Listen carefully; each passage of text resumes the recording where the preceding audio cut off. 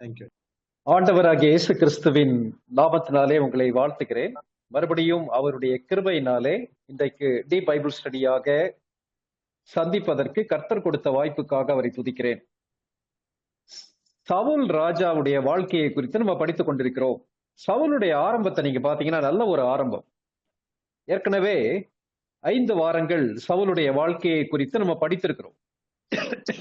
பாத்தீங்கன்னா சவுலுடைய ஆரம்பம் சாதாரணமாக இருந்தாலும் ஆண்டவர் அவரை எடுத்து பயன்படுத்த ஆரம்பிக்கிறார்.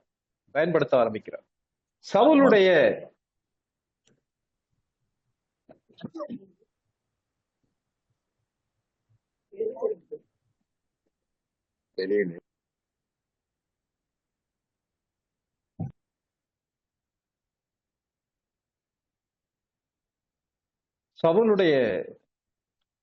ஆரம்பம் பார்க்கும்போது மிகவும் தாழ்மையான ஒரு ஆரம்பம்.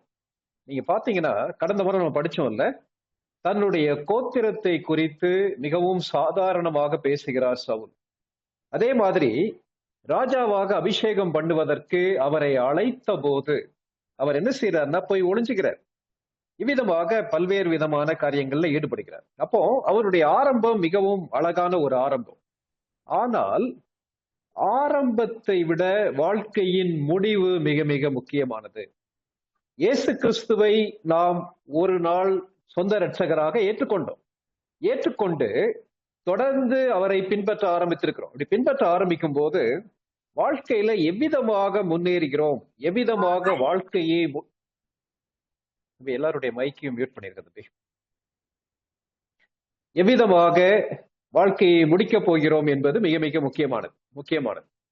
இந்த இடத்துல நீங்க பாத்தீங்கன்னா சவுலுடைய ஆரம்பம் நல்ல ஒரு ஆரம்பமாக இருந்தாலும், கர்த்தராலே தெரிந்து கொள்ளப்பட்ட ஒரு ராஜாவாக இருந்தாலும், இஸ்ரவேலுடைய முதல் ராஜாவாக இருந்தாலும், சவுலுடைய வாழ்க்கை தடம் மாற ஆரம்பிக்கிறது. தடம் மாறிய தலைவன் தான் நம்முடைய தலைப்பு.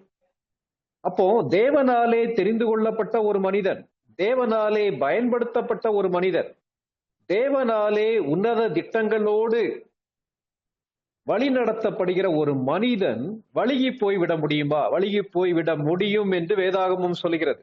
எதற்காக வேதாகமும் அவர்களுடைய தோல்விகளை குறித்து, அவர்களுடைய குறைவுகளை குறித்து சொல்லி இருக்குதுன்னா, அது நமக்கு திருஷ்டாந்தங்களாக எழுதப்பட்டிருக்கிறது. அருமையான சகோதர சகோதரிகளே, வேதத்தை படிக்கும் போது, ஒவ்வொரு முறை படிக்கும் போதும், ஆண்டவரே, இந்த மனிதனுடைய சுபாவம், நல்ல சுபாவம் எனக்குள்ளே உருவாக வேண்டும். இந்த மனிதன்கிட்ட காணப்பட்ட பலவீனம், பாவம், தேவனுக்கு பிரியமில்லாத காரியம் என்னுடைய வாழ்க்கையில் வந்து விடாதபடிக்கு கவனமாக காத்துக்கொள்ள எனக்கு உதவி செய்யும் என்று ஜெபிக்க வேண்டியது மிக மிக முக்கியமானது. இந்த இடத்துல நீங்க பாத்தீங்கன்னா சவுலுடைய வாழ்க்கையின் தடுமாற்றத்தை குறித்து படிக்க ஆரம்பிக்கலாம்.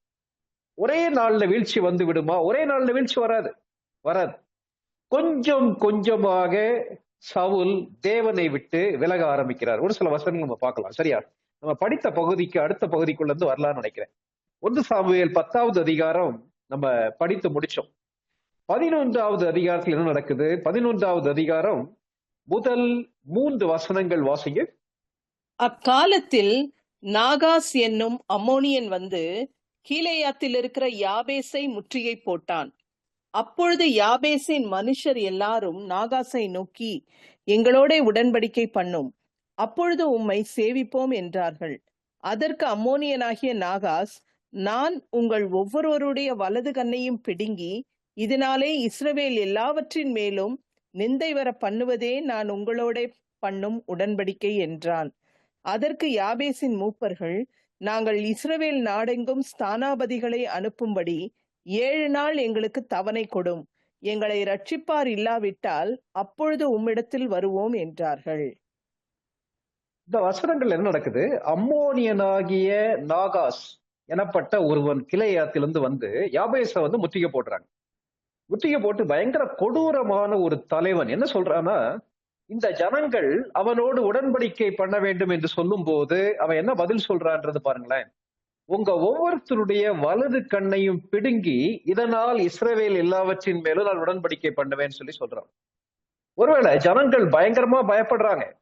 இந்த நேரத்துல சவுல் ராஜாவாக தானே அபிஷேகம் பண்ணப்பட்டிருக்கிறார். ஏன் ஜனங்கள் பயப்படுகிறார்கள்னா, நீங்க படிச்சு பாத்தீங்கன்னா இன்னும் ஜனங்கள் சவுலை ராஜாவாக முழுமையாக அங்கீகரிக்கவில்லை. என்ன நடக்குது? அந்த 3ஆம் வசனத்தில் படிக்க கேட்டோம்ல, அவங்க ஒரு 7 நாள் டைம் கேட்கிறாங்க. இந்த டைமுக்குள்ள நாங்க உடன்படிக்கை பண்ணுவதற்கான ஏற்பாடுகள் பண்ணுவதற்கு எனக்கு வாய்ப்பு கொடுங்கன்னு சொல்றாங்க. சொல்லிட்டு 4வது வசனத்துல இருந்து 7ஆம் வசனம் வரைக்கும் வாசிங்க சிஸ்டர்.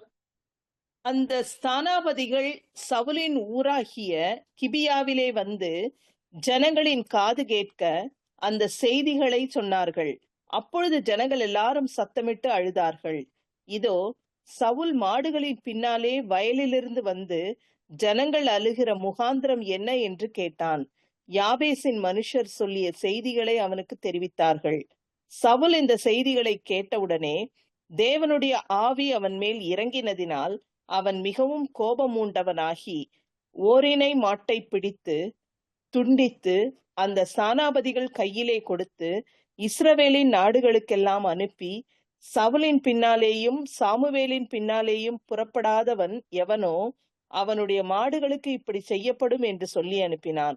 அப்பொழுது கர்த்தரால் உண்டான பயங்கரம் ஜனத்தின் மேல் வந்ததினால் ஒருமனப்பட்டு புறப்பட்டு வந்தார்கள். இந்த வசனங்கள் என்ன நடக்குது? செய்தி சவுலுடைய காதுக்கு வருகிறது. சவுல் என்ன வேலை பார்த்துக்கிட்டு இருக்காரு? மாடுகளுக்கு பின்னால போயிட்டு இருக்காரு. அவரை ஆண்டவர் தன்னுடைய பணிக்கென்று அழைக்கும் போது கழுதையை தேடி வந்தார். இந்த இடத்துல தன்னுடைய வயலிலே செய்யக்கூடிய வேலைகளை செஞ்சு கொண்டிருக்கிறார். ஏற்கனவே ஒரு பெரிய விவசாய குடும்பத்தை சேர்ந்தவர் சொல்லி படிச்சோம். அப்படி இருக்கும்போது இந்த காது கேட்ட உடனே என்ன செய்வதுன்னு சொல்லி யோசிக்கிறார். அப்படி இருக்கும்போது கர்த்தருடைய ஆவியானவர் சவுலை நிரப்புகிறார். சவுல் கர்த்தரிடத்துல கேட்ட மாதிரி சொல்லப்படல, கர்த்தருடைய ஆவியானவர் நிரப்புகிறார். நிரப்பப்பட்ட உடனே அவன் பயங்கர கோபம் உண்டவனாகின்னு சொல்லி வேதத்துல வாசிக்கிறோம். ஒருவேளை அது ஒரு வைராக்கியம், கர்த்தருக்கு எதிராக மக்கள் செயல்படுகிறார்களே என்ற வைராக்கியம் இருக்கும். 2வது, பழைய ஏற்பாட்டிலே பரிசுத்த ஆவியானவராலே நிரப்பப்படும் போது சவுலுடைய வாழ்க்கையிலே நடந்த சம்பவங்கள், மற்றவங்களுடைய வாழ்க்கையில நடந்த சம்பவங்கள் அடிப்படையில அதே மாதிரி இன்றைக்கும் பரிசுத்த ஆவியானவர் புதிய ஏற்பாட்டின் விசுவாசிகளை நிரப்பும் போது அமிதமாக நடக்கும்னு சொல்லி எதிர்பார்க்க முடியாது. என்ன சொல்றாரு சவுல்? ஒரு பெரிய சேலஞ்ச் கொடுக்கிறார். என்ன பண்றாருன்னா, தன்னுடைய மாட்டை 2ஆ வெட்டி அந்த வெட்டப்பட்ட மாட்டுடைய துண்டங்களை அனுப்புறாரு. அனுப்பி என்ன சொல்றாருன்னா, யாரெல்லாம் என் பின்னாடி வரலையோ, யாரெல்லாம் இந்த யுத்தத்துக்கு சாமுவேலுக்கு பின்னாடி வரலையோ, நீங்கள் உங்கள் எல்லாருடைய மாடுகளும் அபிதமாக வெட்டப்படும் சொல்லி சொல்றாரு. என்ன நடக்குது? ஒரு பெரிய கூட்டம் அவர்களுக்கு பின்னாலே வர ஆரம்பிக்கிறது. விளைவு என்ன நீங்க பாத்தீங்கன்னா, கர்த்தர் அவர்கள் மூலமாக மகிமையான காரியங்களை செய்கிறார். என்ன நடக்குதுன்னு சொல்லி பாருங்களேன். 11ஆம் வசனம் வாசிங்க சிஸ்டர். மறுநாளிலே சவுல் ஜனங்களை 3 படையாக வகுத்து கிழக்கு வெளுத்து வரும் ஜாமத்தில் பாளையத்திற்குள் வந்து வெயில் ஏறும் வரைக்கும் அம்மோனியரை முறியடித்தான். தப்பினவர்களில் 2 பேராகிலும் சேர்ந்து ஓடி போகாதபடி எல்லாரும் சிதறி போனார்கள். ஆண்டவர் சவுலின் கையினாலே ஒரு பெரிய ரட்சிப்பை கட்டளையிடுகிறார். ஒரு பெரிய வெற்றி கிடைக்கும். கர்த்தர் அவருடைய ஜனங்கள் மீது அக்கறை உடையவர். ஆகவே இந்த சூழ்நிலையில சவுலை பயன்படுத்தி ஒரு பெரிய வெற்றியை கொடுக்கிறார். வெற்றியை கொடுத்த உடனே ஜனங்களுடைய ரியாக்ஷன் நீங்க பாருங்களேன். 13ஆம் வசனத்துல இருந்து 15ஆம் வசனம் வரைக்கும் வாசிங்க. அதற்கு சவுல் சிஸ்டர் 12ஆம் வசனத்துல இருந்து 15ஆம் வசனம் வரைக்கும். அப்பொழுது ஜனங்கள் சாமுவேலை நோக்கி, சவுலா நமக்கு ராஜாவாய் இருக்க போகிறவன் என்று சொன்னவர்கள் யார்? அந்த மனுஷரை நாங்கள் கொன்று போடும்படிக்கு ஒப்புக்கொடுங்கள் என்றார்கள். அதற்கு சவுல், இன்றைய தினம் ஒருவரும் கொல்லப்படலாகாது. இன்று கர்த்தர் இஸ்ரவேலுக்கு ரட்சிப்பை அருளினார் என்றான். அப்பொழுது சாமுவேல் ஜனங்களை நோக்கி, நாம் கில்காலுக்கு போய் அங்கே ராஜ்யபாரத்தை ஸ்திரப்படுத்துவோம் வாருங்கள் என்றான். அப்படியே ஜனங்கள் எல்லாரும் கில்காலுக்கு போய் அவ்விடத்திலே கர்த்தருடைய சந்நிதியிலே சவுலை ராஜாவாக ஏற்படுத்தி அங்கே கர்த்தருடைய சந்நிதியில் சமாதான பலிகளை செலுத்தி அங்கே சவுலும் இஸ்ரவேல் மனுஷர் யாவரும் மிகவும் சந்தோஷம் கொண்டாடினார்கள். Thank you sister. வசனங்களை பாருங்க, என்ன நடக்குது? சவுல் மூலமாக ஒரு பெரிய வெற்றி கிடைச்ச உடனே ஏற்கனவே சவுலை குறை சொன்ன பேலியாளின் மக்கள் இருக்காங்க. நம்ம போன தடவை படிச்சோம் இல்லையா? 10வது அதிகாரம் 27ஆம் வசனத்துல இவனா நம்மை ரட்சிக்க போகிறவன் சொல்லி குறை சொல்லக்கூடிய மக்கள் இருக்காங்க. அவர்களை கொல்ல வேண்டும் சொல்லி ஒரு கூட்ட மக்கள் துடிக்கிறாங்க. ஆனா சவுலுடைய தாழ்மையை பாருங்க. இல்ல, இன்றைக்கு கொல்லப்படலாகாது. கர்த்தர் இவ்வளவு பெரிய ரட்சிப்பை கட்டளையிட்டாராக்கும் சொல்லி சொல்லுகிறார். தொடர்ந்து தாழ்மையாக முன்னேறுகிறார் சவுல். தன்னுடைய அதிகாரத்தை தவறாக பயன்படுத்தவில்லை. கர்த்தர் இந்த ரட்சிப்பை கட்டளையிட்டார் என்று இந்த இடத்துல தெளிவாக அறிக்கையிடுகிறார். விளைவு என்னன்னா, ஜனங்களும் சாமுவேலும் சேர்ந்து அவர் என்ன செய்யறாங்கன்னா, கில்காலுக்கு கூட்டிட்டு போய் அங்க அவரை மறுபடியும் ராஜாவாக அவரை அங்கீகரிக்கிறார்கள். சமாதான பலிகளை செலுத்தி கர்த்தருக்கு செலுத்தி ரொம்ப சந்தோஷமா இருக்கிறாங்க. ஏன்னா தங்களுடைய எதிரிகளை முறியடிப்பதற்கு தங்களுக்கு ஏற்ற ஒரு ராஜா கிடைத்திருக்கிறார் சொல்லி யோசிக்கிறாங்க. 12வது அதிகாரம் நம்ம ஏற்கனவே படிச்சிட்டோம். 12வது அதிகாரத்துல என்ன நடக்குதுன்னா, இதற்கு அடுத்து சாமுவேலுடைய சாட்சி வருகிறது. சாமுவேல் முழு இஸ்ரவேல் மக்களுக்கு முன்பாக நிற்கும் போது என்னுடைய கடமையை, என்னுடைய வாழ்க்கையை நான் சரியாக செய்தேன்னு சொல்றார். சொல்லி முடிச்சுட்டு அவர் சொல்லும் போது முக்கியமான காரியம், இஸ்ரவேல் ஜனங்களும் இஸ்ரவேலின் ராஜாவும் எவ்விதமாக செயல்பட வேண்டும் என்று ஒரு சில வசனங்களை சொல்றார். அந்த வசனங்களை நம்ம படிக்கலாம்.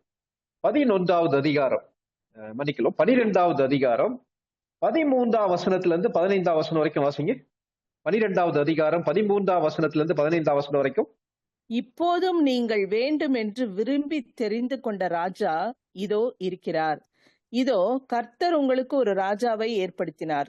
நீங்கள் கர்த்தருடைய வாக்குக்கு விரோதமாய் கலகம் பண்ணாமல் கர்த்தருக்கு பயந்து அவரை சேவித்து அவருடைய சத்தத்திற்கு கீழ்ப்படிந்தால் நீங்களும் உங்களை ஆளுகிற ராஜாவும் உங்கள் தேவனாகிய கர்த்தரை பின்பற்றுகிறவர்களாய் இருப்பீர்கள். நீங்கள் கர்த்தருடைய சத்தத்திற்கு கீழ்ப்படியாமல் கர்த்தருடைய வாக்குக்கு விரோதமாய் கலகம் பண்ணீர்களானால் கர்த்தருடைய கை உங்கள் பிதாக்களுக்கு விரோதமாய் இருந்தது போல உங்களுக்கும் விரோதமாய் இருக்கும். இந்த இடத்துல சாமுவேல் என்ன சொல்லுகிறார்? நீங்கள் ராஜாவை ஏற்படுத்தி இருக்கிறீர்கள், ஆனால் தொடர்ந்து ராஜாவாக இருந்தாலும் சரி, நீங்களாக இருந்தாலும் சரி, கர்த்தருடைய வார்த்தைக்கு கீழ்ப்படிவீர்களானால் கர்த்தருடைய திட்டம் நிறைவேறும். ஏன்னா வெற்றி கர்த்தருடையது. லீடர்ஷிப், அதிகாரம் கர்த்தருடையது. ராஜாக்களுக்கெல்லாம் ராஜாவானவர் அவர். ஆகவே நீங்கள் அதே போல இஸ்ரவேலின் ராஜா கர்த்தருடைய வார்த்தைக்கு கீழ்ப்படியாமல் போனால் நீங்கள் கர்த்தருடைய திட்டத்தை இழந்து போவீர்கள் சொல்லி சொல்லுகிறார். இதே வசனத்துல ஏற்கனவே வாசித்திருக்கோம் இல்லையா? 10வது அதிகாரம் 25ஆம் வசனம் வாசிங்க. 10வது அதிகாரம் 25ஆம் வசனம். சாமுவேல் ராஜாங்கத்தின் முறையை ஜனங்களுக்கு தெரிவித்து அதை ஒரு புஸ்தகத்தில் எழுதி கர்த்தருடைய சன்னதியில் வைத்து ஜனங்களை எல்லாம் அவரவர் வீட்டுக்கு அனுப்பிவிட்டான். சாமுவேல் எவ்வளவு ஜாக்கிரதையா முன்னேறார் இல்லையா? ராஜாங்கத்தின் முறையை ஒரு புஸ்தகத்தில் எழுதி வைத்தார். ராஜா எவ்விதமாக செயல்பட வேண்டும் என்று பழைய ஏற்பாட்டுல ராஜாவை நியமிப்பதற்கு முன்பாகவே உபாகமத்துல கர்த்தர் மோசே இடத்துல சொல்லியிருக்கார். எல்லாவற்றையும் எழுதி ராஜா இப்படிதான் செயல்பட வேண்டும்ன்றதை எழுதி வைக்கிறார். கர்த்தருடைய வார்த்தையை எழுதி வைக்கிறார். மறுபடியும் அந்த 12வது அதிகாரத்துடைய பின்பகுதியில ராஜாவும் நீங்களும் கீழ்ப்படியாவிட்டால் என்ன செய்யப்படும்ன்றது ரொம்ப எச்சரிக்கையா சொல்றார். 12வது அதிகாரம் 24, 25 வசனங்களை வாசிங்க. நீங்கள் எப்படியும் கர்த்தருக்கு பயந்து உங்கள் முழு இருதயத்தோடும் உண்மையாய் அவரை சேவிக்க கடவீர்கள். அவர் உங்களிடத்தில் எவ்வளவு மகிமையான காரியங்களை செய்தார் என்பதை சிந்தித்து பாருங்கள். நீங்கள் இன்னும் பொல்லாப்பை செய்யவே செய்வீர்களானால் நீங்களும் உங்கள் ராஜாவும் நாசமடைவீர்கள் என்றான். சாமுவேலுடைய சவால் என்னன்னா, நீங்கள் கடந்து வந்த பாதையை மறந்து விடாதீர்கள். கர்த்தர் எவ்வளவு மகிமையான காரியங்களை உங்களுடைய மூதாதையருடைய வாழ்க்கையில செய்திருக்கிறார், உங்களுடைய வாழ்க்கையில செய்திருக்கிறார். இவ்வளவு மகிமையான காரியங்களை பெற்றிருக்கிற நீங்கள் தொடர்ந்து மகிமையாக முன்னேற வேண்டுமானால் கர்த்தருடைய வார்த்தைக்கு கீழ்ப்படியுங்கள். சாமுவேல் சொல்லக்கூடிய முக்கியமான சத்தியம் இந்த சத்தியம் தான். நம்ம 1 சாமுவேல் புத்தகத்துல மறுபடி கவனிக்கக்கூடிய காரியம் அந்த 1 சாமுவேல் 2வது அதிகாரம் 30ஆம் வசனம். தயவு செய்து மனப்பாடம் பண்ணிருங்க. என்னை கனம் பண்ணுகிறவர்களை நான் கனம் பண்ணுவேன், என்னை அசட்டை பண்ணுகிறவர்கள் கனையினப்படுவார் என்று கர்த்தர் சொல்கிறார். கர்த்தருடைய வார்த்தைக்கு கீழ்ப்படிவோமானால் கர்த்தர் கனம் பண்ணுவார். கனம் பண்ணுவார் என்றால் அவருடைய உன்னத திட்டங்களை நிறைவேற்றுவார். கர்த்தருடைய வார்த்தைக்கு கீழ்ப்படியாத போது கர்த்தர் கனவீனம் அடைய பண்ணுவார். இந்த இடத்துல பயன்படுத்தக்கூடிய வார்த்தையை பாருங்க. நீங்கள் இன்னும் பொல்லாப்பை செய்யவே செய்வீர்களானால் நீங்களும் உங்கள் ராஜாவும் நாசம் அடைவீர்கள் என்றார். அப்போ ஒரு விசுவாசி, ஒரு தேவனுடைய மனிதன், அல்லது தேவனுடைய மக்கள் கெட்டு போவதற்கு, அழிக்கப்படுவதற்கு வெளியே இருந்து நம்முடைய எதிரிகள் செயல்பட வேண்டும் சொல்லி அவசியமே இல்லை. நானும் நீங்களும் தேவனுடைய வார்த்தைக்கு மீறி நடப்போமானால், நம்முடைய தடம் மாறி போகுமானால் நம்முடைய வாழ்க்கை நாசமடையும். இது எச்சரிப்பாக எழுதப்பட்டிருக்கிறது. தாழ்மையான சவுல், கழுதையை தேடுவதற்காக சென்ற சவுல், கர்த்தராலே பயன்படுத்தப்பட்ட சவுல், தன்னுடைய எதிரிகளை பழிவாங்காதபடிக்கு கர்த்தரையே மகிமைப்படுத்தி கர்த்தர் இவ்வளவு பெரிய இஸ்ரவேலை ரட்சித்தார் சொன்ன சவுல் உடைய வாழ்க்கை 13வது அதிகாரத்திலிருந்து கொஞ்சம் கொஞ்சமாக தடுமாற ஆரம்பிக்கிறது. எவ்விதமாக தடுமாற ஆரம்பிக்கிறது? சின்ன சின்ன காரியங்கள்ல இருந்து தடுமாற ஆரம்பிக்கிறது. முக்கியமாக சவுலுடைய தடுமாற்றத்திற்கு மிக மிக முக்கியமான காரணம் என்ன? ஒரு வருஷம் ஓடிடுச்சு, 2 வருடங்கள் ஓடிடுச்சு. 13வது அதிகாரம் முதல் 2 வசனங்கள் வாசிங்க. சவுல் ராஜ்யபாரம் பண்ணி 1 வருஷம் ஆயிற்று. அவன் இஸ்ரவேலை 2ஆம் வருஷம் அரசாண்ட போது இஸ்ரவேலில் 3000 பேரை தனக்கு தெரிந்து கொண்டான். அவர்களில் 2000 பேர் சவுலோடே கூட மிக்மாசிலும் பெத்தேல் மலையிலும், 1000 பேர் யோனத்தானோடே கூட பென்யமீன் நாட்டிலுள்ள கிபியாவிலும் இருந்தார்கள். மற்ற ஜனங்களை அவரவர் கூடாரங்களுக்கு அனுப்பிவிட்டான். நீங்க ஒருவேளை NIV-ல, நியூ இன்டர்நேஷனல் வெர்ஷன், NASB இதெல்லாம் நீங்க வாசித்து பாத்தீங்கன்னா அதுல வரக்கூடிய காரியம் 32 ஆண்டுகள் சென்ற பின்புன்னு சொல்லி வருகிறது. இந்த 13வது அதிகாரம் முதல் வசனம் ஏறக்குறைய சவுல் 32 ஆண்டுகள் அரசாட்சி செய்த பின்புன்னு வருகிறது. ஆனா ஒரிஜினல் டெக்ஸ்ட்ல, எபிரேய மொழியில, பழைய ஏற்பாட்டுல அவ்விதமாக வரவில்லை. இது NKJV அல்லது ஒரிஜினல் டிரான்ஸ்லேஷன்ல இவ்விதமாக இருக்கிறது. சவுல் அரசாண்டு 1 ஆண்டு முடிந்து விட்டது. கழுதையை தேடி சென்ற சவுலை எடுத்து கர்த்தர் ராஜாவாக மாற்றிவிட்டார். ராஜாவான பிறகு சவுல் செய்யக்கூடிய முதலாவது காரியம் நீங்க பாத்தீங்கன்னா 2வது வசனத்துல என்ன பாக்குறோம்னா, அதுல 3000 பேரை இஸ்ரவேலில் தெரிந்து கொண்ட சவுல். எதற்காக 3000 பேரை தெரிந்து கொண்டார்? இது நல்ல காரியம் தானேன்னு சொல்லி நம்ம யோசிக்கலாம். அதற்கு முந்தின அதிகாரத்தை படிச்சா நமக்கு அது புரியும் சொல்லி நினைக்கிறேன். 11வது அதிகாரத்துல 7ஆம் வசனம் மறுபடியும் வாசிக்க கேட்கலாம். 11:7 வாசிங்க.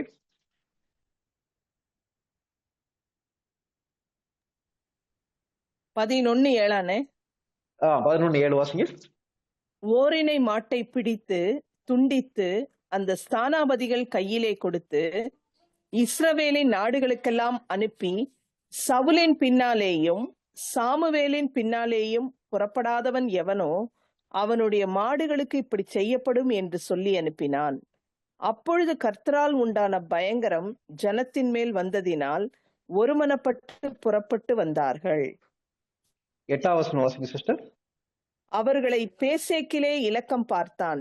இஸ்ரவேல் புத்திரரில் 3,00,000 பேரும் யூதா மனுஷரில் 30,000 பேரும் இருந்தார்கள். இதுல என்ன கொடுத்திருக்கு?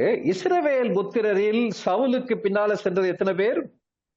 3,00,000 பேர். 3,00,000. யூதா மனுஷர்ல சவுலுக்கு பின்னால சென்றது 3000 பேர்.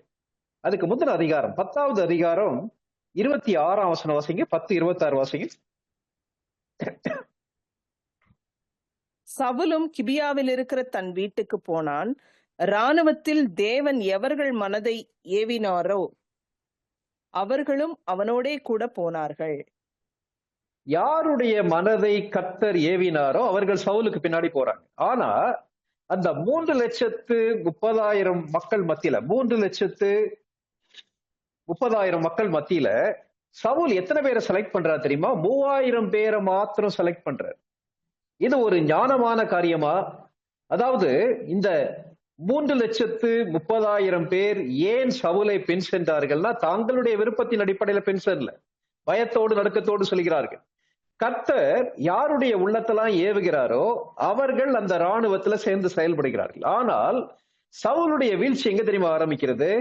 சவுலுடைய ஓவர் கான்பிடன்ஸ்ல ஆரம்பிக்கிறது. முதலாவது சவுலுடைய வீழ்ச்சிக்கு மிக மிக முக்கியமான காரணம் பெருமை. கொஞ்சம் கொஞ்சமாக சவுலுடைய வாழ்க்கைக்குள்ளே வர ஆரம்பிக்கிறது. சுயம் வர ஆரம்பிக்கிறது. இந்த சுயத்தின் அடிப்படையில் காரியங்களை செய்ய ஆரம்பிக்கிறார். கர்த்தரையும் கர்த்தருடைய திட்டத்தையும் சார்ந்து கொள்ள வேண்டிய சவுல் தன்னுடைய திறமையையும் தன்னுடைய வெற்றியையும் தன்னுடைய தாளந்துகளையும் அவன் சார்ந்து கொள்கிறான். கேட்டீர்கள் அருமையான தேவனுடைய மக்களே, நம்முடைய வாழ்க்கையில தொடர்ந்து ஆண்டவரை பின்பற்ற ஆரம்பிக்கும் போது நம்முடைய வாழ்க்கையில் நம்மை வீழ்ச்சிக்கு நேராக வழி நடத்துவது என்ன தெரியுமா? அந்த ஆண்டவரை சார்ந்து கொள்வதற்கு பதிலாக என்னை நானே சார்ந்து கொள்வது. ஆண்டவருடைய திட்டங்களை நிறைவேற்றுவதற்கு பதிலாக என்னுடைய திட்டங்களை நிறைவேற்றுவது. அதாவது ஆண்டவரை வைக்க வேண்டிய இடத்துல சுயத்தை வைத்து விடுவது. தேவன் என்ன சொல்லுகிறாரோ அதன் அடிப்படையில் செயல்படாதபடிக்கு என்னுடைய விருப்பப்படி என்னுடைய திட்டங்களை நிறைவேற்றுவது.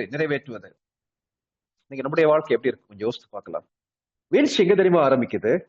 ஆண்டவரை வாழ்க்கையில ஒதுக்கி வைத்து விட்டு சுயத்தின் அடிப்படையில் காரியங்களை தீர்மானிக்கும் போது, சுயத்தை சார்ந்து கொள்ளும் போது அது நம்மை வீழ்ச்சிக்கு நேராக வழி நடத்துகிறது. உலகம் என்ன சொல்லுது? உன்னை நீயே சார்ந்து கொள், உன்னாலே முடியும், உன்னாலே முடியாத காரியம் எதுவுமே கிடையாது. தன்னை தானே நம்பாதவன் மிகவும் கோழையானவன் சொல்லி உலகம் கற்றுக் கொடுக்குது. ஆனால் வேதாகமும் கற்றுக் கொடுக்கக்கூடிய சத்தியம் என்ன தெரியுமா?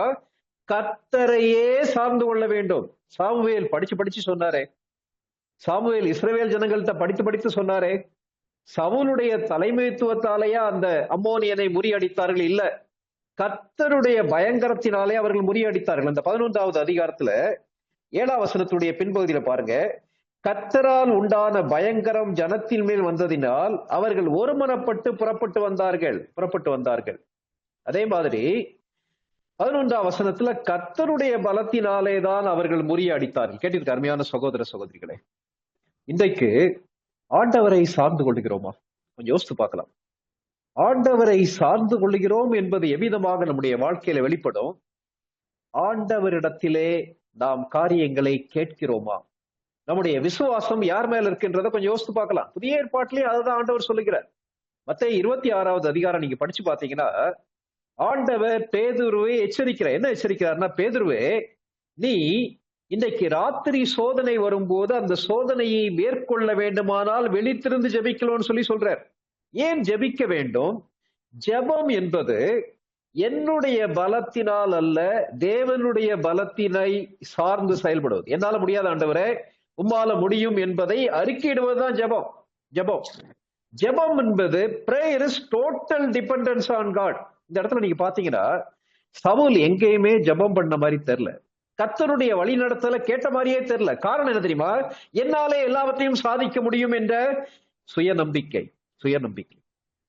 அந்த இடத்துல பேதுரு என்ன தெரியுமா செய்கிறார்? ஆண்டவரே, என் உயிரே போனாலும் சரி உம்மை மறுதலிக்க மாட்டேன்னு சொல்லுகிறார். 26வது அதிகாரத்துல இருக்கு, மத்தேயு 26வது அதிகாரத்துல நிறைய இடங்களை படிச்சிருக்கோம். அந்த 26வது அதிகாரத்துல ஆண்டவர் ஜெபிக்கும்படி சொல்லுகிறார். பேதுரு தூங்கி விட்டார். ஏன் தெரியுமா? என்னால சமாளிச்சிட முடியும்ன்ற ஓவர் கான்பிடன்ஸ். 26வது அதிகாரம் 41ஆம் வசனத்துல கர்த்தர் சொன்னாரே, நீங்கள் சோதனைக்குட்படாதபடிக்கு விழித்திருந்து ஜெபம் பண்ணுங்கள், ஆவி உற்சாகம் உள்ளதுதான், மாம்சம் பலவீனம் உள்ளதுன்னு சொல்லி சொன்னாரே, அதையெல்லாம் கண்டுகொள்ளாதபடிக்கு தூங்கிவிட்டார் பேதுரு. விளைவு வீழ்ச்சி ஆரம்பிக்கிறது.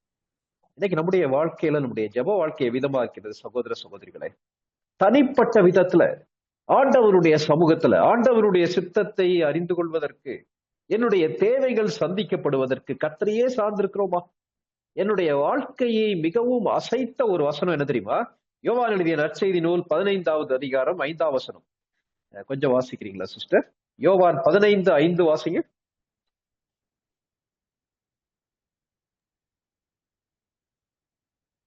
நானோ திராட்சை செடி, நீங்கள் கொடிகள்.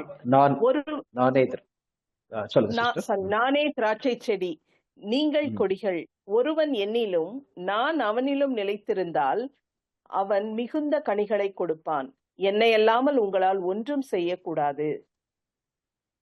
இந்த இடத்துல ஆண்டவர் தனக்கும் சீஷர்களுக்கும் உள்ள உறவை, தனக்கும் தேவனுடைய பிள்ளைகளுக்கும் உள்ள உறவை சொல்லும் போது, நானே மெய்யான திராட்சை செடி, நீங்க யார் தெரியுமா? கொடிகள், பிரான்சஸ். ஒருவன் என்னிலும் நான் அவனிலும் நிலைத்திருந்தால் அவன் மிகுந்த கனிகளை கொடுப்பான் சொல்லிட்டு கடைசி பகுதியை நீங்க கொஞ்சம் பாருங்களேன். என்னை அல்லாமல் உங்களால் ஒன்றும் செய்யக்கூடாது. Without me you can do nothing.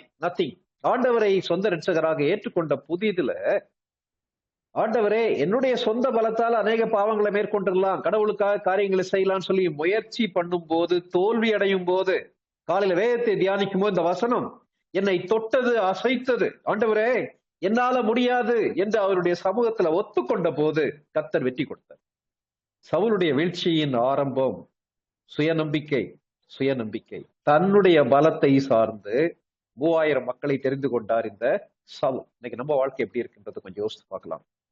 வீழ்ச்சி எங்க தெரியுமா ஆரம்பிக்குது? தேவனை சார்ந்து கொள்வதற்கு பதிலாக நம்மை நாமே சார்ந்து கொள்வது, நம்முடைய பழைய வெற்றிகளை சார்ந்து கொள்வது. இந்த இடத்துல அப்படிதான் ஆரம்பிக்குது. சரி, தொடர்ந்து என்ன நடக்குதுன்றத என்ன செய்யலாம்? தொடர்ந்து நம்ம படிக்கலாம். ஒரு வருஷம் கழிச்சு என்ன நடக்குதுன்னா, மறுபடியும் ஒரு யுத்தத்துக்கான வாய்ப்பு அங்கே வருகிறது. என்ன வாய்ப்பு வருகிறது? ஆஹ் 3ஆம் வசனத்திலிருந்து 13வது அதிகாரம் 3ஆம் வசனத்திலிருந்து 5ஆம் வசனம் வரைக்கும் வாசிங்க. யோனத்தான் கேபாவிலே தானையும் இருந்த பெலிஸ்தியரை முறியடித்தான். பெலிஸ்தர் அதை கேள்விப்பட்டார்கள். ஆகையினால் இதை எபிரேயர் கேட்க கடவர்கள் என்று சவுல் தேசமெங்கும் எக்காலம் ஊதுவித்தான். தானையும் இருந்த பெலிஸ்தரை சவுல் முறியடித்தான் என்றும், இஸ்ரவேலர் பெலிஸ்தருக்கு அருவருப்பானவர்கள் என்றும் இஸ்ரவேலெல்லாம் கேள்விப்பட்ட போது ஜனங்கள் சவுலுக்கு பின் செல்லும்படி கில்காலுக்கு வரவழைக்கப்பட்டார்கள். பெலிஸ்தர் இஸ்ரவேலோடு யுத்தம் பண்ணும்படி 30,000 ரதங்களோடும் 6,000 குதிரை வீரரோடும் கடற்கரை மணலத்தனை ஜனங்களோடும் கூடிக்கொண்டு வந்து பெத்தாவேலுக்கு கிழக்கான மிக்மாசிலே பாளையம் இறங்கினார்கள். போதும் சிஸ்டர். இந்த வசனங்களை நீங்க கூர்ந்து கவனிக்கணும். என்னைக்குமே வேத ஆராய்ச்சி பண்ணும்போது வேதத்தை கூர்ந்து கவனிக்கணும். இந்த 3வது வசனத்தையும் 4வது வசனத்தையும் கொஞ்சம் ஒப்பிட்டு பாருங்க. என்ன நடக்குது? கேபாவிலே தாணையம் இருந்த பெலிஸ்தரை யார் முறியடித்தது? யோனத்தான் முறியடித்தார். இந்த யோனத்தான் யார்? சவுலுடைய மூத்த மகன். எல்லாருடைய மகனுக்கும் மூத்த மகன் தான் யாருன்னா யோனத்தான். முறிய அடித்ததை யார் கேள்விப்படுறாங்க? பெலிஸ்தர் கேள்விப்படுறாங்க. யாருக்கு தெரியும்? சவுலுக்கு தெரியும். உடனே அது நடந்த உடனே சவுல் பயன்படுத்தக்கூடிய வார்த்தைகளை பாருங்க. என்ன போட்டிருக்குன்னா, ஆகையினால் இதை எபிரேயர் கேட்க கடவர்கள் என்று சவுல் தேசமெங்கும் எக்காலம் ஊதுவித்தார். இதுல வரக்கூடிய வார்த்தைகளை படிக்கலாம். ஒன்று, சவுல் இதை எபிரேயர்கள் கேட்க கடவர்கள் என்று கட்டளையிட்டான். எபிரேயர் வார்த்தையை சவுல் இங்க பயன்படுத்தல. இஸ்ரவேல் மக்கள், தேவனுடைய மக்கள்ன்ற வார்த்தையை அவர் பயன்படுத்திருக்கலாம் இல்லையா? எதுக்கு எபிரேயர் என்ற வார்த்தையை பயன்படுத்துகிறார்? இதற்கு முன்னால உள்ள பகுதியில எபிரேயர் பற்றி படிச்சிருக்கோம். ஆபிரகாம் பற்றி நம்ம படிக்கும்போது படிச்சிருக்கிறோம். இருந்தாலும் புதிதாக வந்திருக்கிற சகோதர சகோதரிகளுக்காக ஒரு சில காரியங்கள் நம்ம பார்க்கலாம். எங்க இருக்கு எபிரேயர் என்ற வார்த்தை? யோசுவா 24வது அதிகாரம். யோசுவா 24வது அதிகாரம் 2வது 3வது வசனங்களை வாசிங்க.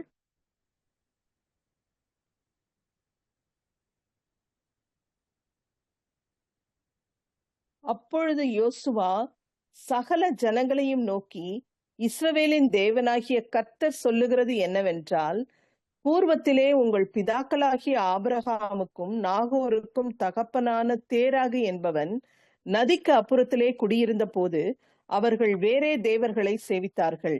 நான் நதிக்கு அப்புறத்தில் இருந்த உங்கள் தகப்பனாகிய ஆபிரகாமை அழைத்து கொண்டு வந்து அவனை கானான் தேசம் எங்கும் சஞ்சரிக்க செய்து அவன் சந்ததியை திரட்சியாக்கி அவனுக்கு ஈசாக்கை கொடுத்தேன். இந்த வசனங்கள் சிஸ்டர் போதும். இந்த வசனங்கள்ல யோசுவா என்ன சொல்ல வர்றாரு? எபிரேயன்ற வார்த்தை அங்க பயன்படுத்தப்படுது கான்டெக்ஸ்ட்ல. என்ன வார்த்தைனா, எபிரேயன்ற வார்த்தைக்கு என்ன அர்த்தம்னா கிராஸ்ட் அவுட், கடந்து வந்தவர்கள். யார்? ஆபிரகாமும் ஆபிரகாமுடைய சந்ததியாரும்.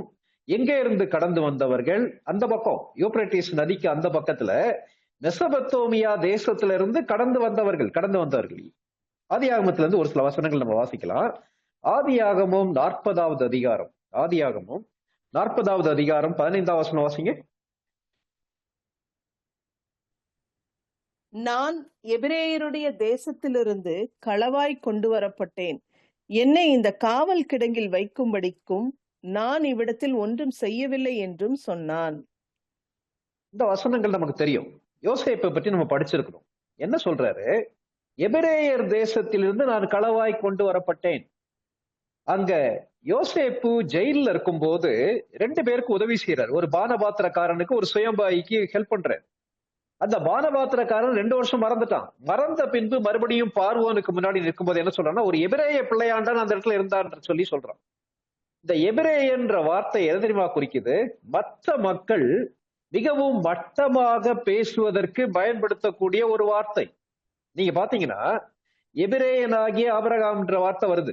என்ன அர்த்தம்னா, வீடு வாசல் இல்லாதவன், பரதேசியை போல சஞ்சரிக்கிறவன், பஞ்சம் பிழைப்பதற்காக வேறு ஒரு தேசத்திலிருந்து வந்தவன்றது அதோடைய முக்கியமான அர்த்தம். அதே ஆதியாகமம் 43வது அதிகாரம் 12வது வசனம் வாசிங்க. 43:12. 12. பணத்தை இரட்டிப்பாய் உங்கள் கைகளில் கொண்டு போங்கள், சாக்குகளின் வாயிலே திரும்ப சிஸ்டர் சாரி, 32 வாசிங்கம்மா. 43வது அதிகாரம் 32வது வசனம் வாசிங்க. எகிப்தியர் எபிரேயரோடே சாப்பிட மாட்டார்கள், அப்படி செய்வது எகிப்தியருக்கு அருவருப்பாய் இருக்கும். ஆகையால் அவனுக்கு தனிப்படவும் அவர்களுக்கு தனிப்படவும் அவனோடே சாப்பிடுகிற எகிப்தியருக்கு தனிப்படவும் வைத்தார்கள். இந்த இடத்துல என்ன பார்க்கிறோம்? அதாவது எகிப்தியர் யாரை வெறுத்தார்கள்? எபிரேயரை வெறுத்தாங்க. ஆடு மேய்க்கிறவங்களும் அவங்களுக்கு ஆகாது, நாடோடி கூட்டத்தை ஆகாது. அதனால யோசேப்புக்கு தனியா சாப்பாடு கொடுக்குறாங்க, அவங்களுக்கு தனியா சாப்பாடு கொடுக்குறாங்க. அதே மாதிரி யாத்திராகமம் புத்தகத்துல நீங்க படிச்சு பாத்தீங்கன்னா எபிரேயர்கள் அடிமைகளா இருக்கிறாங்க. அப்போ எபிரேயன்ற வார்த்தை எப்படிப்பட்ட வார்த்தைன்னா, ஒருவரை மட்டுப்படுத்தக்கூடிய ஒரு வார்த்தை. இந்த இடத்துல சவுல் பயன்படுத்தக்கூடிய வார்த்தையை இப்போ நீங்க படிச்சு பாருங்க. 1 சாமுவேல் 13வது அதிகாரம் 3ஆம் வசனத்துல, ஆகையினாலே இதை எபிரேயர்கள் கேட்க கடவர்கள் என்று சவுல் தேசமெங்கும் எக்காலம் ஊதுவித்தார். மனிதர்களை துச்சமாக மதிக்கக்கூடிய, மனிதர்களை மிகவும் மட்டமாக பேசக்கூடிய நிலைமைக்கு யார் இறங்கிவிட்டார்? சவுல் இறங்கிவிட்டார். சவுலுடைய உள்ளத்துல என்ன வந்துருச்சு? பெருமை வந்து விட்டது. சவுல் யார்? முதல்ல சொல்லும் போது, நான் சாதாரணமான கோத்திரத்தை சேர்ந்தவன், என்னுடைய குடும்பம் ரொம்ப சாதாரணமான குடும்பம்னு சொல்லி சொன்ன அதே சவுல் முழு இஸ்ரவேல் மக்களை பார்த்து சொல்லும் போது எபிரேயர்ன்ற வார்த்தையை அவர் பயன்படுத்துகிறார். கேட்டிருக்க அருமையான சகோதர சகோதரிகளே, நம்முடைய பெருமை நம்முடைய வார்த்தைகள்ல வெளிப்படுகிறது இல்லையா? வீழ்ச்சிக்கு முன்னானது எது தெரியுமா? பெருமை. சவுலுடைய உள்ளத்துல என்ன வந்துருச்சு? பெருமை வந்து விட்டது. இந்த இஸ்ரவேல்ல இருக்கக்கூடிய எல்லா மக்களை விட தான் சிறப்பானவன், தன் மூலமாக மட்டும்தான் கடவுள் அற்புதங்களை செய்ய முடியும், தன்னாலே பெரிய வெற்றியை செய்ய முடியும்ன்ற மமதை உள்ள வந்தபடினால அவருடைய பேச்சிலே மற்றவர்களை மிகவும் இழிவாக சாதாரணமாக பேசக்கூடிய தன்மை வந்துவிட்டது. இன்னைக்கு நம்ம எப்படி இருக்கோம் யோசித்து பார்க்கலாமா? ஒரு மனிதனுடைய வீழ்ச்சிக்கு மிக மிக முக்கியமான காரியம் அவனுடைய உள்ளத்திலே குடிகொண்டிருக்கக்கூடிய பெருமை. வெளியே எதுவுமே தெரியாது. சவுல் இவ்வளவு பெருமைப்பட்டாரான்றக்கு அவருடைய வார்த்தைகள் அது வெளிப்படுகிறது. இன்னைக்கு நம்முடைய உள்ளத்துல அந்த பெருமையை நாம் சேர்த்து வச்சிருக்கோமா? முதலாவது சுயத்தை சார்ந்து கொண்ட சவுல் சுய நம்பிக்கை வந்து விடுகிறது. விளைவு, தன்னை குறித்து எண்ண வேண்டிய அளவுக்கு மிஞ்சி எண்ணி விடுகிறார். தனக்கு கீழே உள்ள வேலை செய்யக்கூடிய மக்களை, தனக்காக போரிட்டு உயிரை கொடுப்பதற்கும் பின்னால வந்த மக்களை பார்க்கும்போது அவர் எபிரேயர் என்ற வார்த்தையை பயன்படுத்துகிறார். ஏற்கனவே நம்ம 11வது அதிகாரம் படிச்சோம் இல்லையா? 11வது அதிகாரத்தை படிக்கும் போது சவுல் என்ன சொல்லுகிறார்ன்றதை நீங்க பாருங்களேன். 7வது வசனம் 11:7 வாசிங்க. ஓரினை மாட்டை பிடித்து துண்டித்து அந்த ஸ்தானாபதிகள் கையிலே கொடுத்து இஸ்ரவேலின் நாடுகளுக்கெல்லாம் அனுப்பி, சவுலின் பின்னாலேயும் சாமுவேலின் பின்னாலேயும் புறப்படாதவன் எவனோ அவனுடைய மாடுகளுக்கு இப்படி செய்யப்படும் என்று சொல்லி அனுப்பினான். அப்பொழுது கர்த்தரால் உண்டான பயங்கரம் ஜனத்தின் மேல் வந்ததினால் ஒருமனப்பட்டு புறப்பட்டு வந்தார்கள். இந்த இடத்துல கர்த்தராலே பயங்கரம் உண்டாச்சு. அதற்கு முன்பாக சவுல் சொல்லக்கூடிய காரியத்தை பாருங்க. எனக்கு பின்னாலே வர வேண்டும், அடுத்து சாமுவேலுக்கு பின்னாடி வர வேண்டும். வாழ்க்கையில தான் முதன்மையான இடத்தை அடைய வேண்டும்ன்ற எண்ணம் சவுலுக்குள்ள வர ஆரம்பிச்சிருச்சு. இன்னைக்கு நம்முடைய வாழ்க்கையில எப்படி இருக்கிறோம் கொஞ்சம் யோசித்து பார்க்கலாம். நம்முடைய ஆரம்பம் ஒருவேளை தாழ்மையாக இருக்கலாம். தாழ்மை என்பதை பற்றி ஒரு தேவனுடைய மனிதர் இவ்விதமாக சொல்லுகிறார். தாழ்மை என்பது நம்மை குறைவாக நினைப்பதுன்னு அர்த்தம் கிடையாது. நம்மையே நினைக்காமல் இருப்பதுதான் தாழ்மை. இந்த இடத்துல சவுலுடைய மனது முழுவதும் நிறைந்திருந்தது யார் தெரியுமா? தன்னை குறித்த பெருமை, தன்னை குறித்த பெருமை. இந்த பெருமை அவருடைய வீழ்ச்சிக்கு நேராக வழி நடத்துது. பெருமை அவ்வளவு பெரிய பாவமா? பெருமை அவ்வளவு பயங்கரமான ஒரு பாவம். வேதாகமும் தெளிவாக சொல்லுகிறது. இப்போ அந்த 13வது அதிகாரம் 3ஆம் வசனத்தையும் 4ஆம் வசனத்தையும் மறுபடியும் ஒப்பிட்டு பாருங்க. யோனத்தான் கேபாவிலே தாணையம் இருந்த பெலிஸ்தியரை முறியடித்தான். வெற்றி பெற்றது யார் தெரியுமா? யார் மூலமாக வெற்றி கிடைச்சிச்சு தெரியுமா? யோனத்தான் மூலமாக வெற்றி கிடைத்தது. ஆனால் அடுத்து நீங்க பாருங்களேன், 4ஆம் வசனம் வாசிக்க கேட்டோம்ல, அதை பாருங்க. தாணையம் இருந்த பெலிஸ்தியரை சவுல் முறியடித்தான் என்று வாசிக்கிறோம். இரண்டுல எது உண்மை? முறியடித்தது யோனத்தான். அந்த பெரிய வெற்றியை பெற்றது யாரு? யோனத்தான்.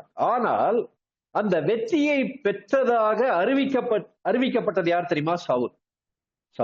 நீங்க பாருங்களேன், அந்த 3வது 4ஆம் வசனங்களை மறுபடியும் வாசிங்க சிஸ்டர். 13:3-4. யோனத்தான் கேபாவிலே தாணையம் இருந்த பெலிஸ்தியரை முறியடித்தான். பெலிஸ்தர் அதை கேள்விப்பட்டார்கள். ஆகையினால் இதை எபிரேயர் கேட்க கடவர்கள் என்று சவுல் தேசமெங்கும் எக்காலம் ஊதுவித்தான். தாணையம் இருந்த பெலிஸ்தரை சவுல் முறியடித்தான் என்றும் இஸ்ரவேலர் பெலிஸ்தருக்கு அருவருப்பானார்கள் என்றும் இஸ்ரவேலர் எல்லாம் கேள்விப்பட்ட போது ஜனங்கள் சவுலுக்கு பின் செல்லும்படி கில்காலுக்கு வரவழைக்கப்பட்டார்கள். கொஞ்சம் யோசித்து பாருங்களேன். வெற்றி பெற்றது யார் தெரியுமா? தன்னுடைய சொந்த பையன், அவருடைய மூத்த மகன் மூலமாக அவ்வளவு பெரிய வெற்றி கிடைக்குது.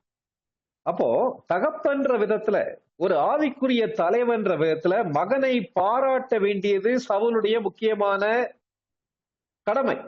ஆனா இங்க பாத்தீங்கன்னா, தேசமெங்கும் எக்காலம் ஊதுவித்தான். தேசமெங்கும் போய் தான் பெறாத வெற்றியை, தான் சாதிக்காத ஒரு காரியத்தை, தன்னுடைய மகன் சாதித்ததை, அதற்கான பெருமையை, அதற்கான புகழை திருடிக்கொண்ட சவுல். பெருமை வரும்போது நம்மை சார்ந்து கொள்கிறோம். பெருமை வரும்போது மனிதர்களை துச்சமாக மதிக்க ஆரம்பிக்கிறோம். பெருமை வரும்போது மற்றவர்களுடைய வெற்றியை நம்மால் கொண்டாட முடியாது. மற்றவர்களுடைய வெற்றியை ரெக்கக்னைஸ் பண்ண முடியாது. அதுக்கு அடுத்த படி என்ன தெரியுமா? மற்றவர்கள் செய்யக்கூடிய காரியங்களில் வரக்கூடிய மகிமையை தன்னுடைய மகிமைக்காக எடுத்துக்கொண்ட சவுல். தேசம் எங்கும் என்ன சொல்றாரு? சவுல் முறியடித்தான்ற மாதிரி எக்காலம் ஊதுவிக்கிறார். விளைவு என்ன பாத்தீங்கன்னா, பெலிஸ்தியருக்கும் சரி இஸ்ரவேலரும் என்ன கேள்விப்படுறாங்க? சவுல் தான் வெற்றி பெற்றான்னு சொல்றாங்க. ஆனால் தாணையம் எங்கும் முறியடித்தது யார் தெரியுமா? யோனத்தான். இன்னைக்கு நம்ம ஐக்கியங்கள் எப்படிப்பட்ட மக்கள் உண்டு இல்லையா? மற்றவர்களை தங்களுடைய மகிமைக்கென்று பயன்படுத்தக்கூடிய மக்கள். ஊழியங்கள்லயும் உண்டு. ஆனால் கவனமாக இருப்போம் தேவனுடைய மக்களே. தேவனுக்கு முன்பாக தாழ்மையோடு இருக்கக்கூடிய ஒரு மனிதன், தேவனை சார்ந்து கொள்ளக்கூடிய ஒரு மனிதன் மற்றவர்களை எவ்விதமாக மதிக்கிறான் என்பதன் மூலமாக புரிந்து கொள்ள முடியும். இன்னைக்கு நம்ம லைஃப்ல மற்றவர்களுடைய மகிமையை நம்ம எடுத்துக்கொள்றோமா? அப்படி இருக்கும் போது சாதாரண யோனத்தான் தன்னுடைய மகனுடைய வெற்றியே கொண்டாட முடியாத சவுலாலே கர்த்தரை எப்படி மகிமைப்படுத்த முடியும்? கொஞ்சம் யோசித்து பார்க்கலாம். எது நடந்தாலும் சரி, என்னை தவிர வேறு யார் மூலமாகவும் வெற்றி நடக்கக்கூடாது. இது அவருடைய எண்ணம். யாருடைய எண்ணம்? சவுலுடைய எண்ணம். அந்த எண்ணம் தன்னுடைய வாழ்க்கையில் ஒவ்வொரு செயலாக வெளிப்படுகிறது. அவ்வளவு பெரிய வெற்றி கிடைச்ச உடனே சவுல் என்ன பண்ணிருக்கணும்? ஒரு பலிபீடத்தை கட்டி கர்த்தரை தொழுது கொண்டு கர்த்தரை மகிமைப்படுத்த வேண்டிய சவுல் எக்காலம் ஊதுவித்தான். அந்த மகிமையை தான் எடுத்துக்கொண்டான். இதெல்லாம் நம்முடைய வாழ்க்கையில நம்ம ரொம்ப பெருசா எடுக்கிறது இல்லை. இன்றைக்கு நம்ம யோசித்து பார்க்கலாம். மற்றவர்கள் செய்யக்கூடிய வெற்றியில மற்றவர்கள் தங்களுடைய பொறுப்பை சிறப்பாக செய்யும் போது நம்மளால பாராட்ட முடியுதா? அல்லது மற்றவர்கள் செய்த சிறப்பான காரியங்களை எடுத்து மகிமையை அவர்களுக்கு, பாராட்டை அவர்களுக்கு, கனத்தை அவர்களுக்கு கொடுப்பதற்கு பதிலாக அதை எடுத்து நமக்கு மாலையாக சுட்டி கொள்றோமா? இது எவ்வளவு டேஞ்சரான ஒரு காரியம் இல்ல? சவுலுடைய வாழ்க்கையில அது நடந்துச்சு. அப்படி அவராலே தனக்குத்தானே மாலை சூட்ட முடியாத ஒரு சூழ்நிலை வரும்போது என்ன தெரியுமா செய்யறாரு? பொறாமை உள்ள வந்து விடுகிறது. என்னுடைய மனைவி அடிக்கடி சொல்லுவாங்க. என்ன சொல்லுவாங்கன்னா, நம்முடைய உள்ளத்துல வரக்கூடிய 2 முக்கியமான சோதனைகள் ட்வின் சிஸ்டர்ஸ் சொல்லுவா. சகோதரிகள், இரட்ட சகோதரிகள் யார் தெரியுமா? ஒன்று பெருமை, இன்னொன்று பொறாமை. ஒன்று மற்றவர்கள் சாதிக்காத காரியத்தை நான் சாதித்து விட்டால் எனக்குள்ள பெருமை வந்துவிடும். வெளியே தெரியவே தெரியாது. ஒருவேளை மற்றவர்கள் என்னால் சாதிக்க முடியாத காரியத்தை சாதித்து விட்டால் என்னுடைய உள்ளத்துல பொறாமை வந்துவிடும். ஒன்று பெருமை வந்துவிடும் அல்லது பொறாமை வந்துவிடும். இந்த இடத்துல சவுல் என்ன தெரியுமா சொல்றாரு?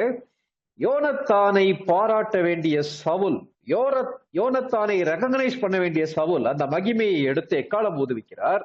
அதே போல தனக்கு மகிமையாக அவர் அதை மாற்றி விடுகிறார். பின்னாடியும் படிக்கிறோம் இல்லையா? சவுலுடைய வாழ்க்கையில இதோட நிக்கல. பின்னாடி நீங்க படிச்சு பாத்தீங்கன்னா சவுல் அநேக காரியங்களை செய்ய ஆரம்பிக்கிறார். அது நம்ம 14வது அதிகாரத்திலையும் நம்ம படிக்கலாம். 14வது அதிகாரத்துல நீங்க பாத்தீங்கன்னா சவுல் தனக்கென்று ஒரு ஜெயஸ்தம்பத்தை உருவாக்கினான் என்று நம்ம பார்க்கிறோம். அந்த 14வது அதிகாரத்தை படிக்கும்போது நம்ம புரிந்து கொள்ளலாம். ஓகே, சரி, இன்னைக்கு நம்முடைய வாழ்க்கை எப்படி இருக்குன்றது கொஞ்சம் யோசித்து பார்ப்போம். நம்முடைய உள்ளத்துல பெருமையும் அகந்தையும் குடி கொண்டிருக்கிறதா என்பதை சற்று கவனமாக யோசித்து பார்க்க வேண்டியது மிக மிக முக்கியம். சரி, இந்த 13வது அதிகாரத்துல என்ன நடக்குது? 7வது வசனம் வாசிங்க. 13:7 வாசிங்க. எபிரேயரில் சிலர் யோர்தானையும் கடந்து காத் நாட்டிற்கும் கீலேயா தேசத்திற்கும் போனார்கள். சவுலோ இன்னும் கில்காலில் இருந்தான். சகல ஜனங்களும் பயந்து கொண்டு அவனுக்கு பின் சென்றார்கள். சவுலுடைய தலைமைத்துவத்தை கொஞ்சம் பாருங்களேன். சவுலுடைய செயல்கள் ஜனங்கள் மத்தியில அவனுக்கு மரியாதையை உருவாக்கவில்லை, பயத்தை உருவாக்கி பயத்தின் அடிப்படையில் அவனை பின்பற்ற ஆரம்பிக்கிறார். ஒரு கொடுமையான ஒரு தலைவன். ஆகவே அவனுக்கு பின்பாக பயந்து செல்ல ஆரம்பிக்கிறான். சரி, தொடர்ந்து 8வது அதிகாரம் 13வது அதிகாரம் 8ஆம் வசனத்துல இருந்து 11ஆம் வசனம் வரைக்கும் வாசிங்க.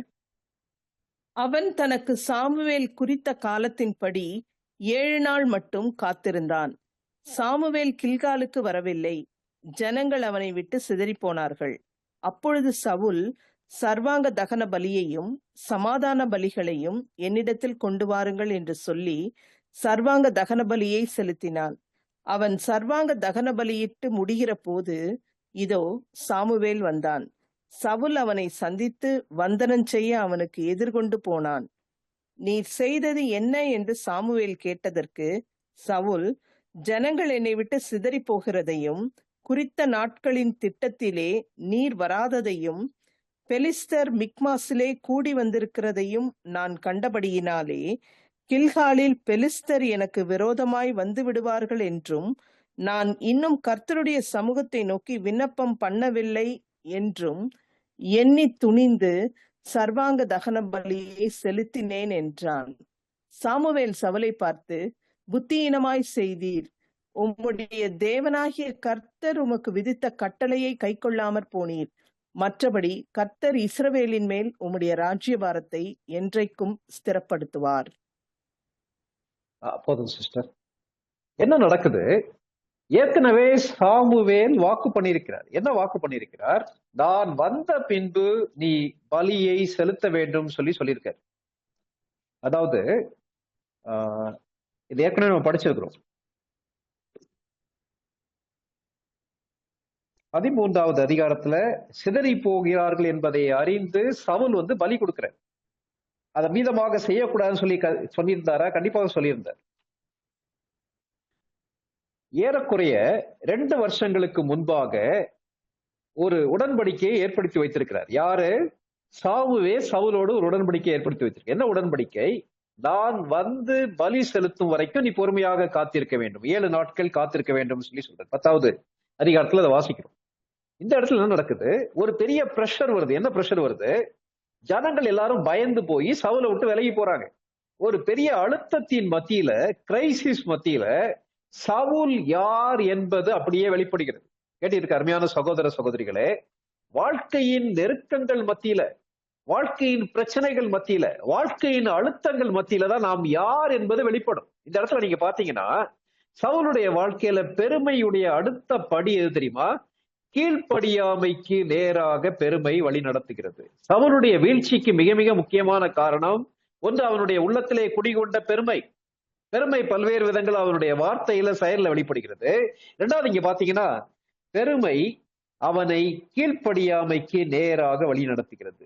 தான் கையில இருக்கக்கூடிய ஜனங்கள் எல்லாம் சிதறி போறாங்கன்னு சொல்லி பார்த்த உடனே கர்த்தருடைய வார்த்தைக்காக, கர்த்தருடைய வேலைக்காக காத்திருக்காதபடிக்கு சவுல் காரியங்களை வேகமாக எடுத்து செய்ய ஆரம்பிக்கிறார். என்ன செய்யறாரு பாத்தீங்கல்ல, அந்த 13வது அதிகாரத்துல என்ன செய்ய வேண்டும்?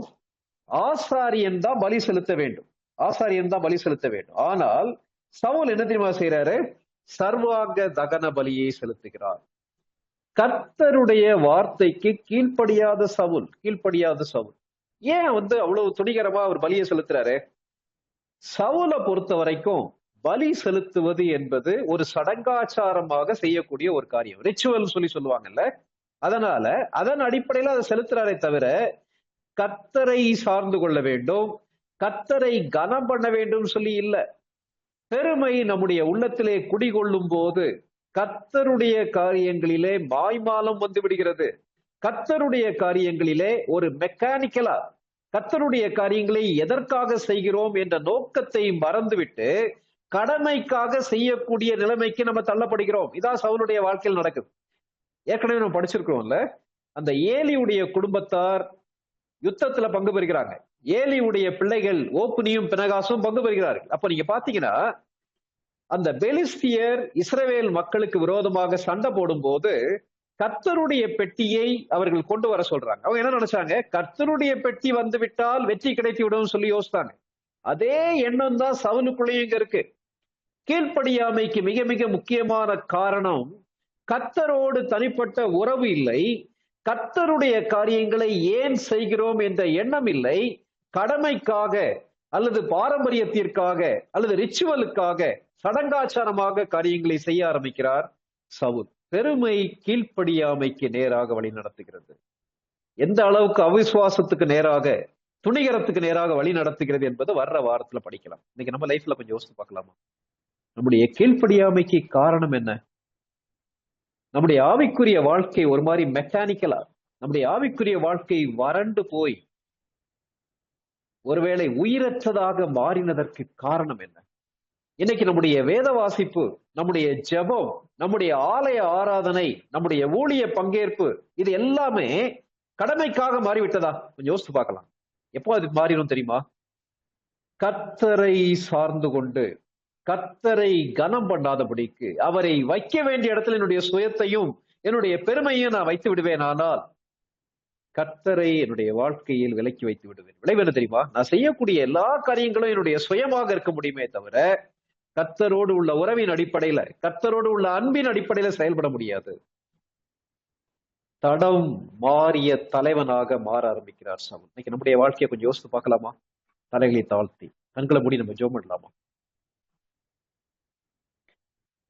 கழுதையை தேடி சென்ற சவுலை கர்த்தர் அழைத்து அவ்வளவு உன்னதமான பொறுப்பை கொடுத்தாரே. அவருடைய ஆரம்பம் அருமையானதாக இருந்தாலும் நாள் ஆக ஆக தடுமாற ஆரம்பிக்கிறார் சவுல், தடம் மாற ஆரம்பிக்கிறார் சவுல். அதற்கு முக்கியமான காரணம் உள்ளத்திலே வந்த சுயம், பெருமை.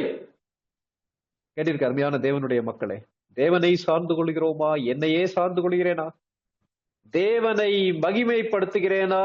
மற்றவர்களுடைய மகிமையையும் நான் எடுத்துக் கொள்கிறேனா? ஆண்டவரே, என்னை கவனமாக காத்துக்கொள்ளும் ஆண்டவரே. என்னுடைய போக்கஸ், நான் கூர்ந்து கவனிக்க வேண்டியது, நான் உற்று நோக்கி பார்க்க வேண்டியது, நான் சார்ந்து கொள்ள வேண்டியது உண்மை மட்டும் ஆண்டவரே என்று இருக்க கிருபை தாரும். ஜெபம் பண்ணுவோமா? என்னை அல்லாமல் உங்களால் ஒன்றும் செய்யக்கூடாதுன்னு சொல்லி சொன்னாரே. நம்முடைய பலத்தால முடியாத அருமையான தேவனுடைய மக்களே, பெருமை கீழ்ப்படியாமைக்கு நேராக வழி நடத்துகிறதா? துணிந்து ஆசாரியர் செய்ய வேண்டிய வேலையை ராஜாவாகிய சவுல் செய்தார். காரணம் என்ன தெரியுமா? அதனுடைய சீரியஸ்னஸ் அவருக்கு தெரியல.